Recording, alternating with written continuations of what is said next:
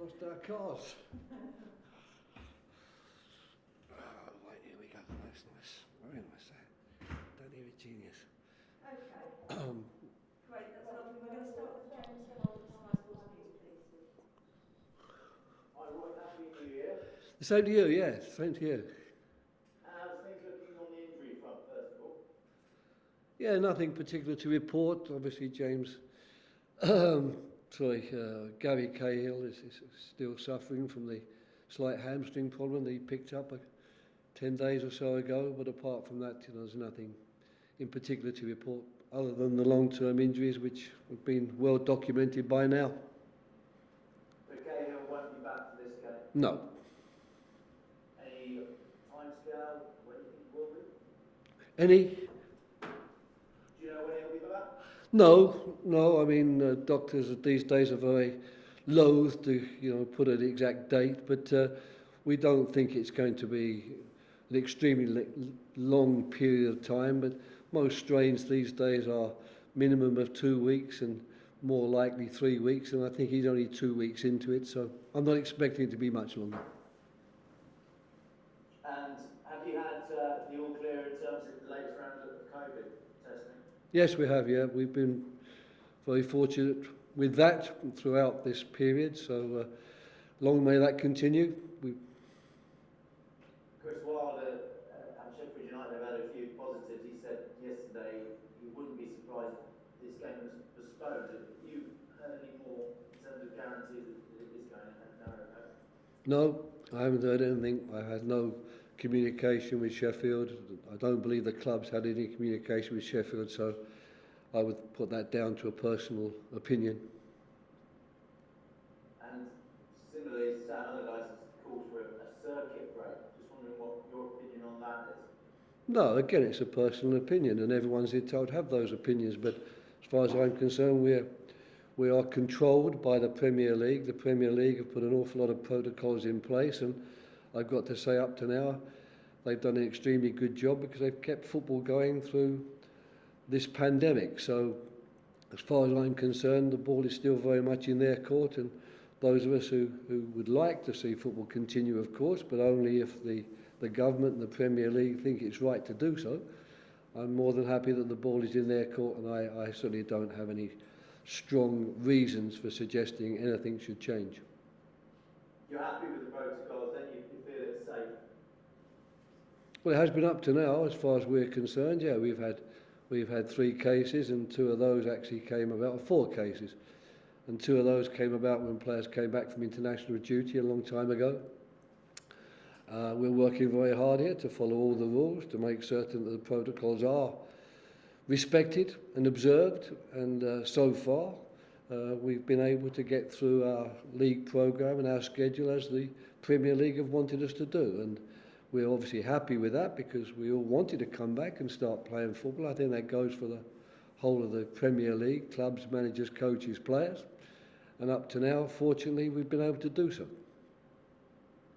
After the defeats to Liverpool and Aston Villa, has the Leicester result given you a bit of confidence, a boost?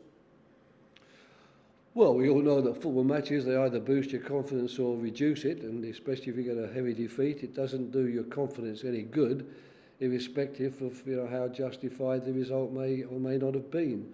So basically one can never deny that, but it's part and parcel of football, and certainly one of the most important qualities a footballer can have is the mental resilience and the confidence in himself to understand that during the course of a football season there will be good days and bad days, and you've got to learn to live with both. Do you feel like you've addressed any defensive errors that may have been, defensive issues that may have been from those 2 games? Well, once again, the goals that we conceded against Liverpool were not basically very poor defensive errors for the best part. They were spectacular goals, and that's why the defeat was so heavy. We'd have lost perhaps otherwise, but not by such a large margin. At Aston Villa, I don't think we defended as well as we're capable of doing, but we got back on track with that against Leicester. But it's not a question of redressing things on a week-to-week basis. It's a question of the 3.5 years' work we've been doing together.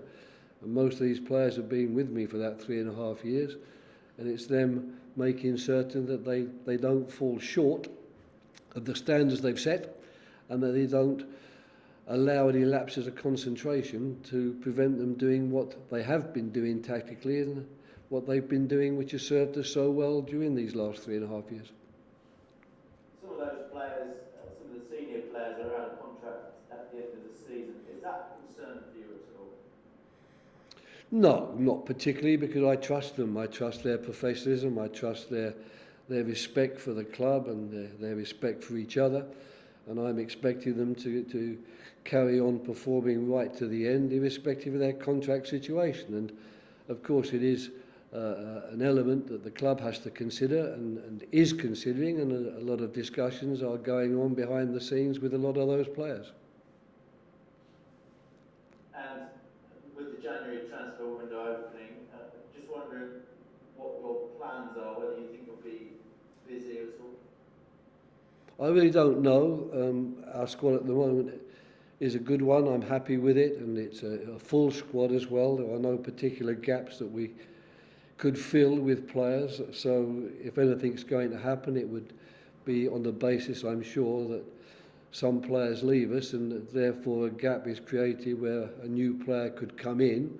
And if that moment arrives, then I'm sure it'll be a reason for us to sit down and talk about it. But there's no point at the moment in talking about those things, because quite simply any players coming in would just be adding to the 25 we already have. And as usual, is it a case that part of your job this January would also be ensuring Wilfried Zaha stays as well? Are you expecting a bit of interest from them? Again, you know, it's pure speculation. I mean, there's been so much speculation regarding Wilf over the years that these days I tend to let those concerns just disappear, as they often do. Wilf's good, there's no doubt about that. Doesn't surprise me that there would be clubs out there that would like to sign him, but a lot of things have to be in place before a player leaves a club and joins a new one. So I'm just happy at the moment that Wilf is playing as he is, showing the discipline, the concentration, his passion for football and for the club that he's been showing. And I just work on the basis that until I'm given a reason otherwise, I should expect that to keep going. Thanks, Roy. Pleasure. Thanks a lot, James. We'll move on to Anne-Marie for the answer. Hi Roy, Happy New Year to The same to you. I start on a slightly negative note, so please forgive me. Last season, Crystal Palace lost both their meetings with Sheffield United, but does this match feel a bit different this time round, with Crystal Palace being the favourites, and also it reflects the ruthlessness of the Premier League given where Sheffield United are in the table? Well, you know, one does remember defeats, and I certainly remember the two defeats at the hands of a Sheffield United team last year that were sweeping all before them. What has surprised me is that I still see the same Sheffield United in the games I watch, in the videos that we've studied, that I saw last year. So that is really one of the anomalies of football, that one year a group of players playing the football that they play can enjoy the success that Sheffield had, and that certainly was good enough to put us to bed on 2 occasions. And this year, of course, they're rooted to the bottom of the table because they've only been able to manage 2 points. But as far as I'm concerned, we're still facing a team that's going to be very, very difficult to beat. The business about favourites and underdogs, we are much more used to going into the game as underdogs, and as a result, I don't think I ever accept us going into a game as favourites. I think that they have got every bit as much chance of winning the game as we have, Sheffield United, and it will be a question on the day when the referee blows his whistle at 3 o'clock tomorrow, which team can produce its best football and its best performances, because I'm pretty certain that Chris Wilder realises that we could beat them, but we also certainly recognise that they could beat us, and where they are in the table at the moment has got no relevance tomorrow, because you start at 0-0 and you start from scratch. upping the performance levels even more, because you've talked about that, dominating possession and making transitions that will hurt Sheffield United? When did I talk about that? You talked about, you're always looking for the next, you've talked about performance levels that each game. Yes, oh yeah. Well, unfortunately, you could sort of put that on a loop in a way that, as far as we're concerned as coaches and managers, it's always about your performance. There's the outcome of any situation is going to depend upon how well you've approached the game and what levels you've managed to reach in terms of your performance, how well the players have played individually and as a team. And that's why, of course, we do our work in training, we do our preparations before games to ensure that we as a coaching staff at least have done the very best we can do to make certain the players go into the game believing in themselves, believing in their teammates and believing that they have the wherewithal to win the game. But football is not science. Football is a game, and as a result, however well you prepare, and no doubt your opponents are also preparing well, there's going to be large elements of the game which are down to random chance. So you hope to play well, you hope to perform well, and you hope that then that the gods are on your side. I was going to ask you about that actually. Nicely segues into my next question about how much does this game come down to fine margins, do you think? Well, most games do, to be fair. There are matches in the league where one team is clearly far superior to another and wins the game comfortably and never seems to have to break out of first or second gear. But I've got to say, I think those games are few and far between. And, more often than not, even when a team which is a clear underdog plays a team which is a clear favourite, it's fine margins which decide it all. And that, I think, is the strength of the Premier League. That's the strength, if you like, of the solidarity in the league, which has given all the teams a little bit of a chance at least to be competitive, even if on paper they would seem to be underdogs. Thanks for your time, Roy. My pleasure. Thank you. It's a question from PA from Mark. Yeah, hi, Roy. Happy New Mark, Year. Happy New Year to you too. How hard is all this uncertainty on players psychologically these days? Whether it be the week-to-week uncertainty of other managers saying the game may or may not be on, or just the way the whole season's panning out? I think psychologically this year the season has been harder than a usual season, quite simply because we've played it during a pandemic. And I think it's been quite incredible the work that everybody has done to make certain the matches kept getting played, and we've been able to provide some sort of entertainment in a year which has been woefully short of entertainment for so many people. Even though the situation or the circumstances have been somewhat stranger and very different to us, even surreal at times, the beauty of it is that people who love football, and there are very, very many millions of those in the country, have had a chance to keep being entertained by watching their favourite teams and their favourite players. So I think the mental resilience that everyone has shown, I think that the courage that the league has shown and the efforts they've put in to making certain we can comply with quite a few government requests and demands for us to be able to play these matches is been very commendable, and I commend everybody, as I say, and think they've done a fantastic job.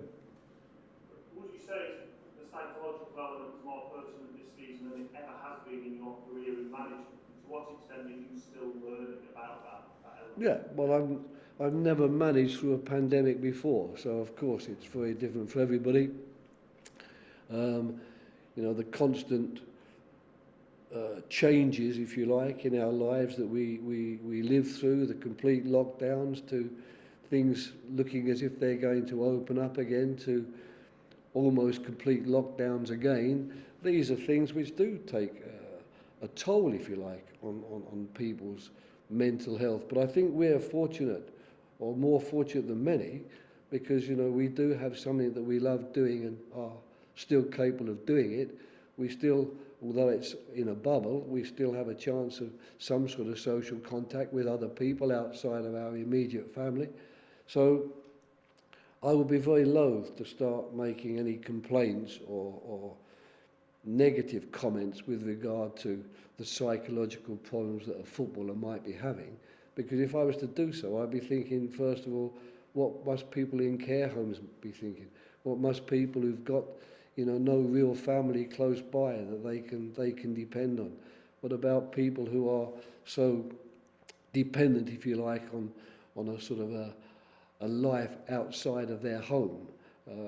They're the ones, I think, that we need to talk about with regard to psychology and mental health. I think footballers, we can expect them to get on with it, count their blessings, and accept it's different, it's harder, it's not as much fun, but it's a lot more fun than it could have been. Were we told no football for you, 9 months at home, you know, see you in 2021.